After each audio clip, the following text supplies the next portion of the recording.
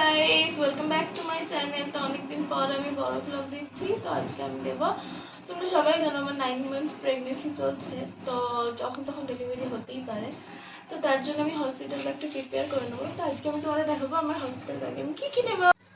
তো এই ব্যাগটা আমি গোছাচ্ছি এখন। আপাতত আমি সঙ্গে করে এটাই নিয়ে যাব, আর যদি দরকার হয় বাড়ি থেকে নিয়ে যাওয়া হবে, কারণ কাছেই আমার হসপিটাল। তো এই ব্যাগে অনেক কিছুই ধরে যাবে। এই দেখো, এগুলো হচ্ছে আমার কুচকুচ কাপড় জামা। এগুলো আমার মা ডেটল দিয়ে পরিষ্কার করে কেচে রেখেছিল।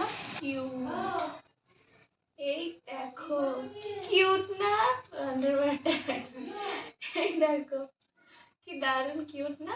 তো এগুলো আমি সবকিছু এর মধ্যে ভরে নেব।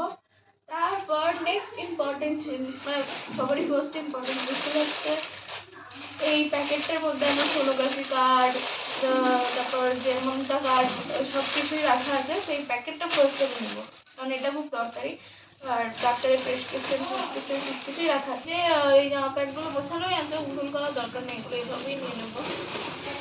ব্যাগটা ছোট মতো দেখতে হতে পারে, কিন্তু অনেক কিছু ধরে এতে। আর এই ব্যাগের মধ্যে না মা যেমন সমস্ত সুতির কাপড় টাপড় এগুলো সব কেচে ভরে রেখেছে। তো এখান থেকে বার করে কিছুটা আমি নিয়ে নেবো, আর বাকিটা রেখে দেবো। কত তো দরকার নেই, আর দরকার হলে মা পরে নিয়ে যাবে।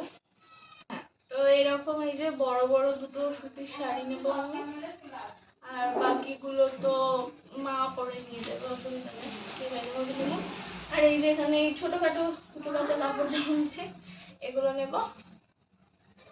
ধরনা থালা বাটি গ্লাস যেগুলো লাগবে বা সিঁদুর বাটি, ওগুলো আমার মা সব পরে নিয়ে যাবে। তো হয়ে গেল আমার হসপিটাল ব্যাগ রেডি। ভিডিওটা কেমন লাগলো জানিও, আর ভালো লাগলে লাইক শেয়ার সাবস্ক্রাইব করে দিও। বাই।